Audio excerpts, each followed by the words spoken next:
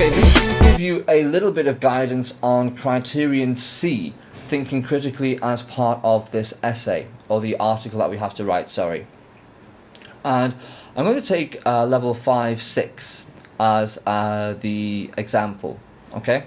So what you need to do, what I'm looking for you to demonstrate, is analysis of concepts, events, issues, or arguments, to demonstrate an ability to analyze sources in terms of origin and purpose, recognizing values and limitations, and recognize different perspectives and their implications, and to make connections between information in order to make valid arguments. Alright, so let's look to the rubric.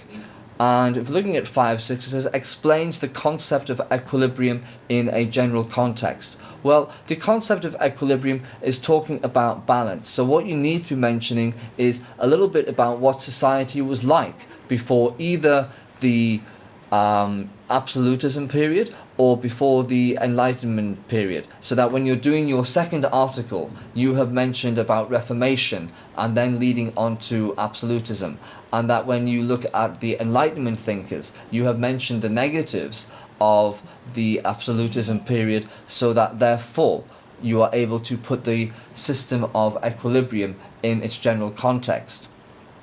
Okay, you need to identify how the evolution of beliefs and the actions of significant people impacted society in the short term and the long term. So you need to be writing about how the thoughts and ideas of the absolutist kings or the Enlightenment thinkers impacted people, okay, in the short term, as in there and now, and also in the long term. So when you're looking at absolutism, in the short term, you had all of that control.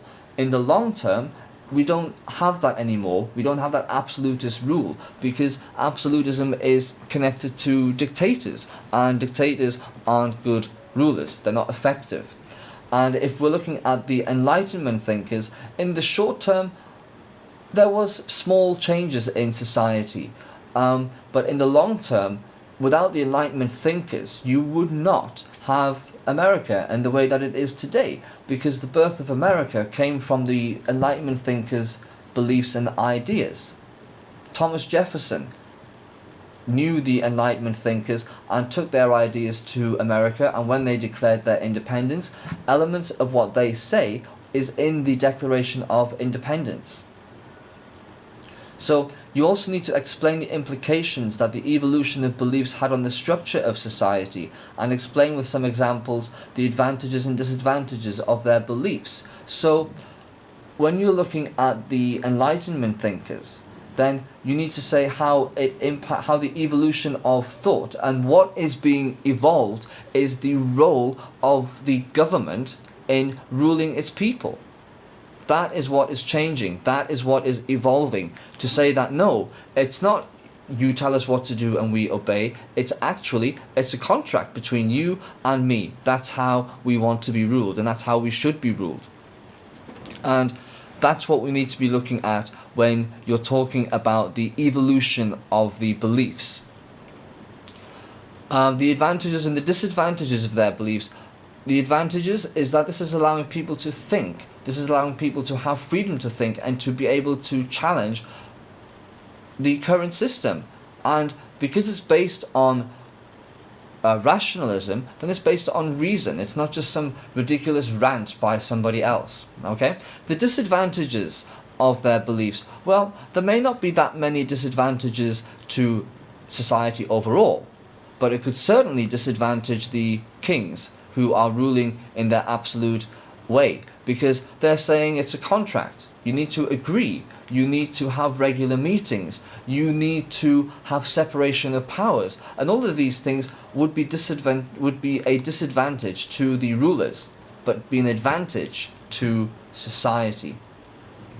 Okay? When you're interpreting the sources to create your own opinion, what you need to do is to use the quotes. Okay? Give your opinion. What are the quotes saying?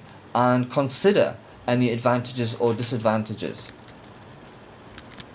And then when you're identifying different perspectives and the implication of these perspectives had on the actions of others in relation to the new and evolving beliefs. Okay?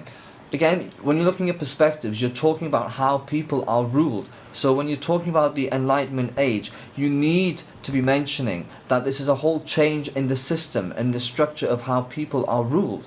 That it's not about who is at the top and therefore everybody follows. It's a complete change. And what is the implications of that? The kings are going to have to listen, or they're going to not be in power for much longer. Okay?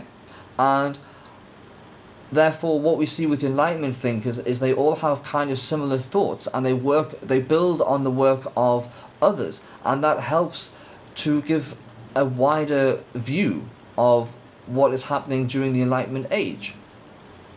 When you're explaining some of the information by considering the relevant information to form your own opinion that is supported with relevant examples, you need to be giving your own opinion at some point in your article, okay?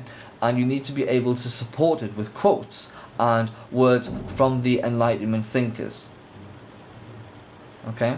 So you need to make connections between the information in order to make valid arguments. So even though the quotes of John Locke, all mankind being equal and independent, no one ought to harm another in his life, health, liberty or possession, that you can easily connect with Thomas Hobbes and to Jean-Jacques Rousseau. And that is where you're making the connection to support what you say, if you believe that what they are writing is correct and beneficial for society. And you need to say that. So it's not so much you talking about their biography and everything else like that. Yes, that is important. But you need to be focusing on the thinking critically section. So that brings to an end the video on how you should be able to think critically by taking you through bands 5 to 6 on the rubrics.